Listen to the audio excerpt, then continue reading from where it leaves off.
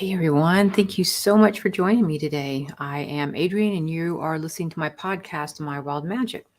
So I am entering into the session today with this beautiful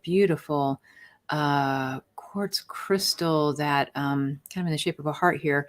One of my friends gifted me. I just recently finished the 21-day soul quest and she gifted me this kind of in return. But isn't it gorgeous? Like it just puts out so much amazing good energy. So thought I would bring it in today to help us. And today what we're going to be talking about is entering into the connection of the quantum prayer field. Some people have been asking what the quantum prayer field is because I do open up a lot of my the work I do with people.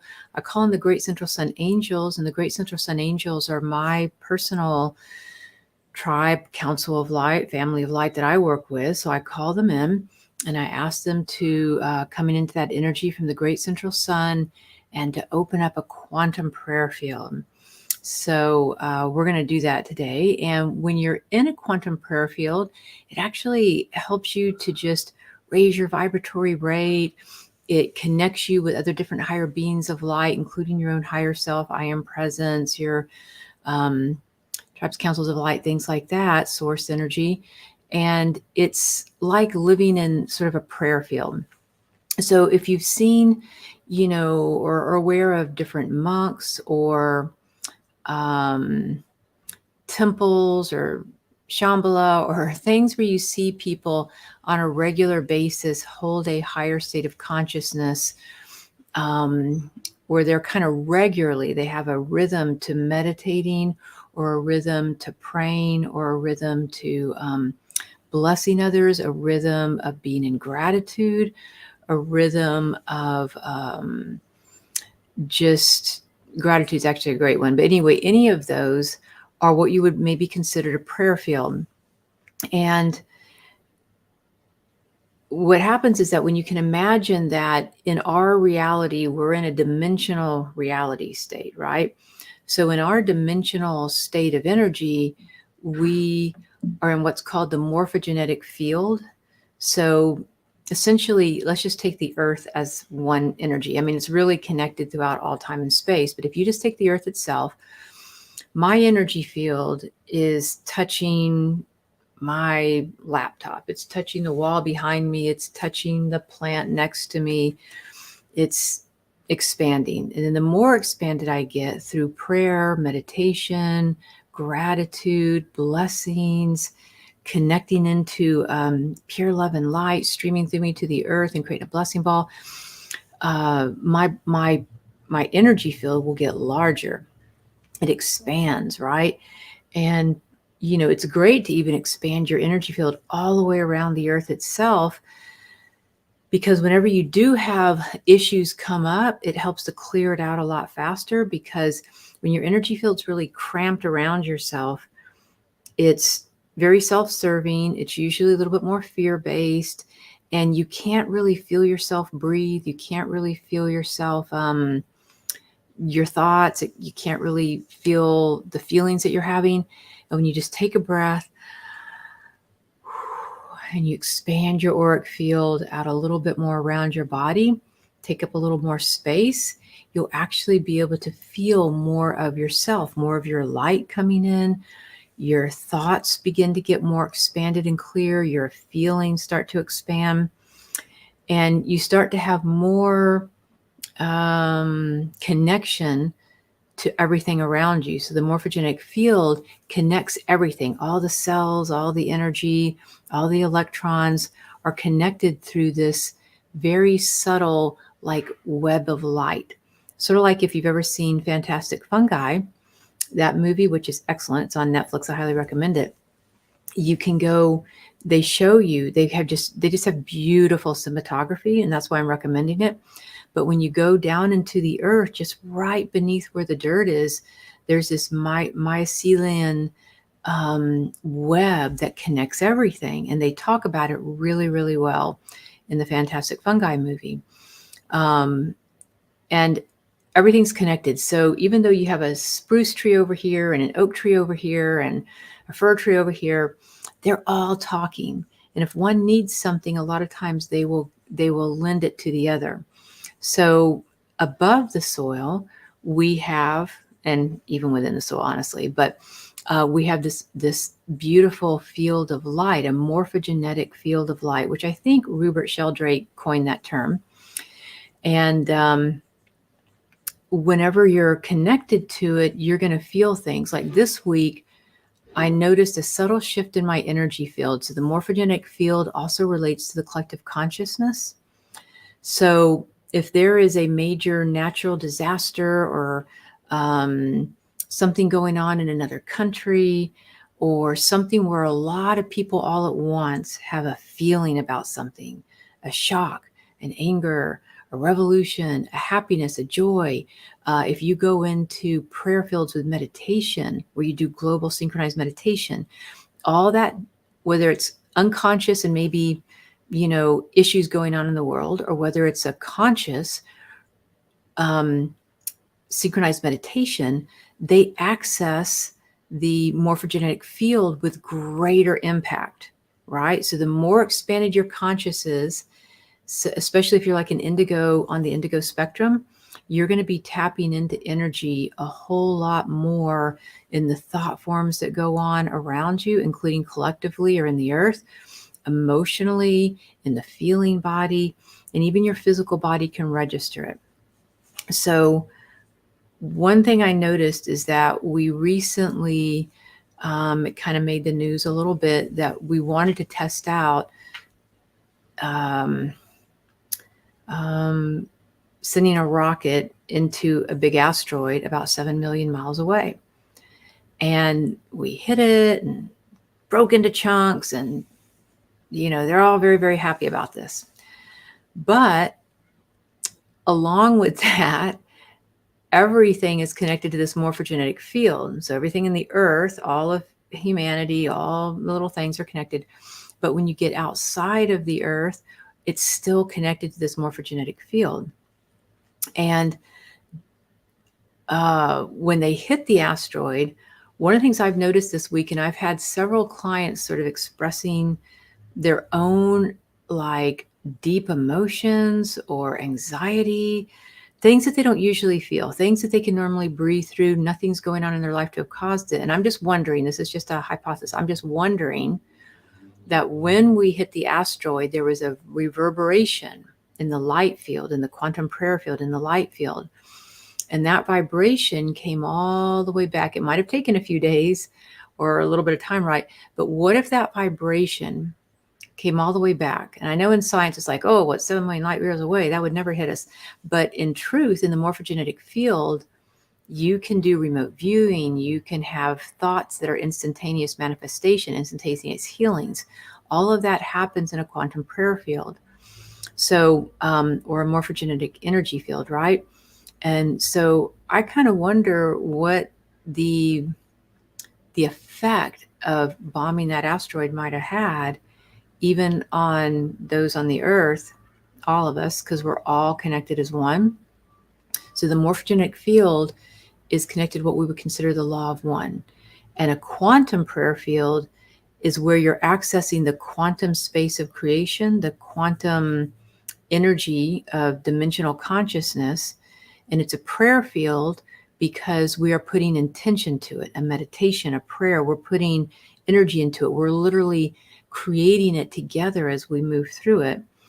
And then it's a field of light, and that field of light is connected to the morphogenetic field, the law of one, the all it is. Similarly to the asteroid, they also, I'm not sure which government did it, but they also bombed the moon, which blipped on the news and blipped off the news. I don't know if very many people were actually happy about it or understood why. There really wasn't any rhyme or reason. So they bombed the moon, and that's been somewhere within the last, I don't know, I'm not very good with time and space, but it's been in the last 8 or 9 years, something down there. And I found it very disturbing, but I noticed that week that I had reverberations in my body. Like I felt a disturbance in the energy field. So if you're doing Jedi training or something like that, samurai training, Jedi training, you're training your consciousness to be more aware, when you start to tap in, you're tapping into this field of light. And again, the quantum prayer field is where you've qualified it with higher beings, higher consciousness, higher intentions, but it's still held within the quantum prayer field. So that's kind of how that energy rolls. And so I think a lot of times as human beings, we're underestimating our connection to other things. Sort of like that. I always love the question, if a tree falls in the forest and you don't see it, does it exist? I'm like, well, of course it does. Because things exist outside of just my awareness, like maybe angels or ascended masters. For a lot of people, they're not 100% sure if angels or ascended masters or different beings of light exist, or were there beings on the asteroid? Are there beings that live on the moon? Are there beings that live on Jupiter? There's actually Greg Braden in his podcast, his YouTube station, the Greg Braden one. There's been a lot of evidence just in the last even 2 to 3 years about other beings of light living in other like actual, more factual, even scientific awareness of that. So when we do things that we don't think we're having an effect, it does. And that includes our thoughts and emotions, which brings us back to the quantum prayer field. So your thoughts and emotions also have a major effect. There's this story that always has made a big impact on me. And it's where it's one of the Bible stories. I haven't really read the Bible, so I can't really tell you exactly where it's at. But Jesus is walking along, doing his Jesus journey, and walking down from one town to another. And he had a group of followers with him that he felt maybe somewhat responsible for. So as he's walking down the road, he knew that in previous walks on his journey, his that he would go do, his pilgrimages, that there was fruit that would grow on these trees at a certain time of a year. And he felt like it would help him and others to have something to eat on the way. And that was important to him. So he walks by, he gets to the tree, and the tree isn't producing fruit. And he's mad about it. And this is kind of in his younger years before he realized the effect of his thoughts and emotions. And he curses the tree. Damn that tree. It doesn't have fruit on it, or whatever he said, right? But he did curse the tree, and goes along his way, his pilgrimage, gets to the town, does his, whole thing that he's doing there. And then he comes back that way to come back home, and the tree is dead. It's shriveled and dead. And so he goes into deep meditation, and he's asking, my gosh, what happened to this tree? It was here, now it's not. And he had great, feelings, perhaps emotions about the tree that died. And he realized what his guidance had shown him was that when he cursed the tree, because he's so connected to source energy, that the more connected you are, kind of maybe the more energy you have, the more responsibility kind of you have, right, to life. And in that energy, his thoughts, his emotions had so much force of an instant creation that when he cursed the tree died. It was that intense for the tree. And, it was a valuable life lesson, and I think that's I think you have a lot of people in the spiritual community that sometimes try to talk about the power of our thoughts to manifest and the power of our emotions to manifest. But it's also very important to notice the power of our thoughts and emotions and feelings, even when they're not about manifesting, gaining something, but just how we literally affect all of life. And it's important. So when you start to realize that we are dimensional beings, that we're more energy than we are physical matter, and if you were to expand my physical body, it would be light. That's all it would be. And in that lightness, that ephemeral lightness, I would be literally touching everything in my place right here. But not only that, my energy goes into infinity. It goes into just way beyond, into eternity, into the all that is. And so our human mind has a hard time with that because we're in a physical body, and that's appropriate. Like, we're meant to sort of focus our intention here, but there is this other reality where we're connected here. And so maybe the best of both worlds, being in a human form and being physically connected, along with remembering our connection on this higher divine and light level, who we are as a light being, is a quantum prayer field. That's one reason I love them so much. So in the quantum prayer field, I set these up every time I do a session with somebody. So if you're out there and you do healing sessions or you're qualifying your day, it's really, really nice to call in your tribe of light, your I am presence, your cosmic Christ presence, your higher self, your soul, your magical child, whatever you're connecting to, your angels. And just, I'm calling into a quantum prayer field. So for me, I call in the Great Central Sun Angels, which I know taps into the Great Central Sun, which has this whole plethora of good energy to it, good vibes. And I'm asking to create a quantum prayer field around me and the person I'm doing the personal session with, or a quest that I'm teaching, or even when I do the podcast, I set it up ahead of time energetically, connect to source energy, pull that cosmic force of pure love and light all the way down through my body into the heart of the earth, and then bring that planetary source energy, new earth frequencies up to my heart. And then I expand my heart with the Great Central Sun Angels calling into the quantum prayer field to enfold anybody who's listening to this podcast or YouTube video at any point in time, that they are being blessed in a quantum prayer field right now. So you and me right now are entering into this really nice energetic flow where we're kind of raising our vibration to the higher vibrational resonances in our emotions, our thoughts, our intentions, our feelings, our spiritual connection, because that's the intention of the quantum prayer field that I like to create. And so we enter into it together. So if you and I were in a personal session, we're entering into it together. So your energy and my energy are kind of creating something sort of new.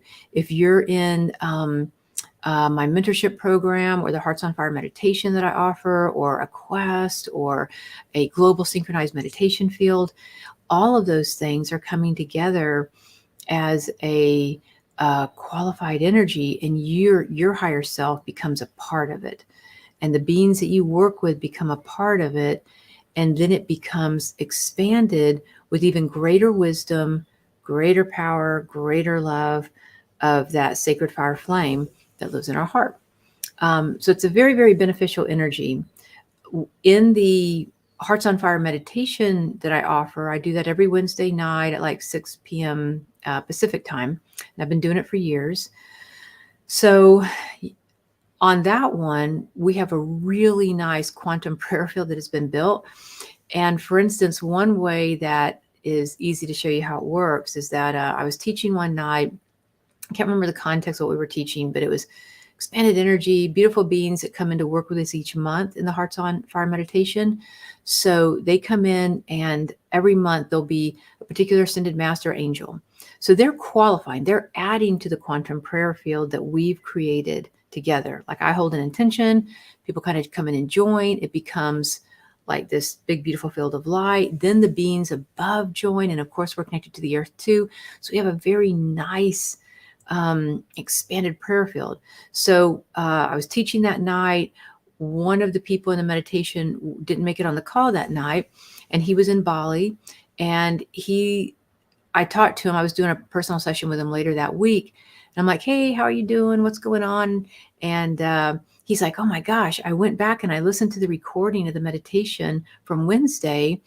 And I was having all those experiences, like even at the time of the call, but even as we've been moving through the week, I've had all the experiences you were talking about have been having, and I wasn't even audibly listening. So you see, when you get into a quantum prayer field and you're holding that higher intention, just like people who, like if you go into a church or a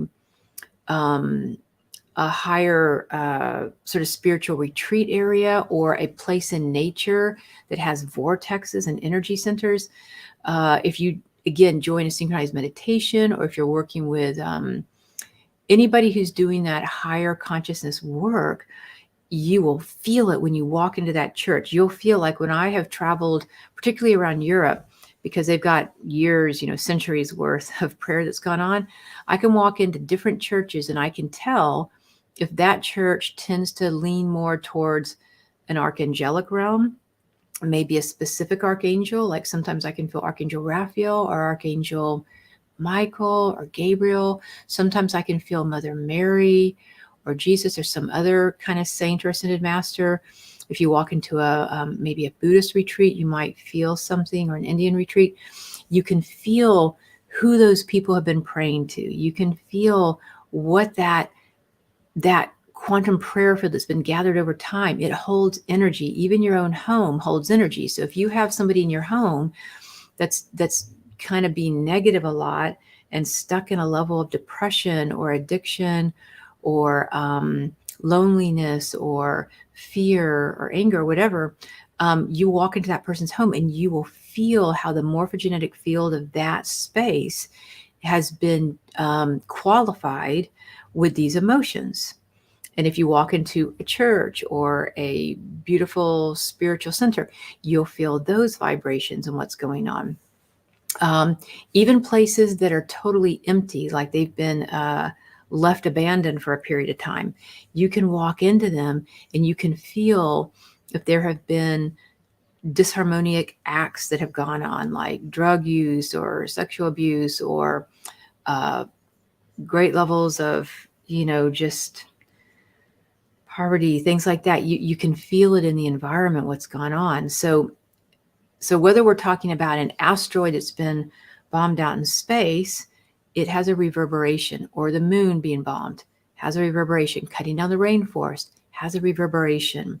Meditating, bringing your love to something, planting plants, creating a garden, having beehives creates a vibration. So you see, everything we're doing is contributing to the morphogenetic field that connects not only everything in your home, in your immediate environment, in your immediate town, in your immediate state or province or country, but it's affecting the whole world. And then on top of that, it's affecting outside of the world. So when you come together with a quantum prayer field, whether it's one you're creating for yourself with your own guides, because your guides, you and your angels, can create your own quantum prayer field for your day, your life, your existence, just as you are. Like when I do my morning prayers, I'll usually bless my home, I'll bless my vehicle, I'll bless my bicycle, I will bless any plants or animals in my environment. And then I kind of expand to bless my neighbors, my community, out to the state, to the country, around the earth. And I'm expanding my energy field all the way out. And so that quantum prayer field is going all the way out as a living blessing to all of life. And then the other really cool thing that happens in a quantum prayer field is that when you send your energy out like that, the energy comes back to you in a really wonderful way. So it creates like a circuitry of whatever you're putting out. That's kind of how that maybe action, reaction, karma energy happens, dharma energy happens, but it's the that circuitry of energy. So when you send these blessings out on a daily level or however you do it, it opens up that field, that quantum prayer field. It opens up that morphogenetic field to say, this is where they're vibrating today. Let's bring that vibration back in. We're just all the right timing, all the right things are happening at all the, in just a perfect way for you. And so you can actually get a lot better at manifesting, creating, being a blessing to all of life. It also increases your health and everything, all the cells in your body when you're in that quantum prayer field. So in the Hearts on Fire meditation, in my intention, I'm holding that intention to where it is set up for 24/7. I mean, technically it always is a 24/7 because we're all connected all the time. There's kind of no time and space. But I do kind of hold it that if somebody's in that meditation, however you're participating, your higher self, your soul are being blessed by the beams of light that come in that month to service. And then because I talk to people all month long in the mentorship part of it, what happens is I've literally over the years that I've worked gotten to see how people are evolving through the issue, through the blessing, through the divine intervention that these beings were actually bringing in for that month. Maybe they were working on our heart, and then all of a sudden, all month long, I'll have people that are clearing deep heart issues. Or maybe it's Archangel Gabriel or some other ascended master clearing our mental body and our thoughts. All of a sudden, people have these great clarities that happen all month. Or they're processing depth of emotion because we're working with a being that's helping to transmute something. and then the month energy changes, because it changes every month at the beginning of the month, then everybody kind of goes into that level. So that's the beauty of a quantum prayer field. That's how it's set up. So let's go ahead and call that in. So we're going to call into the energy. I'm breathing in. We're going to call forth to your own higher presence. We're going to call forth to your tribes and councils of light, your family of light, the beings that are working with you, to come in, opening up a radiant, beautiful quantum prayer field for yourself, for your environment, and to be sustained. I'm going to ask that it be sustained for the next 24 hours, that we are all connected in, whether you're listening now or later, won't matter. But for a 24-hour period, that we're all going to be held in this beautiful quantum prayer field together, to be blessed for our highest vibrational resonance, and specifically what's showing up in the call today and with the people who are maybe going to be in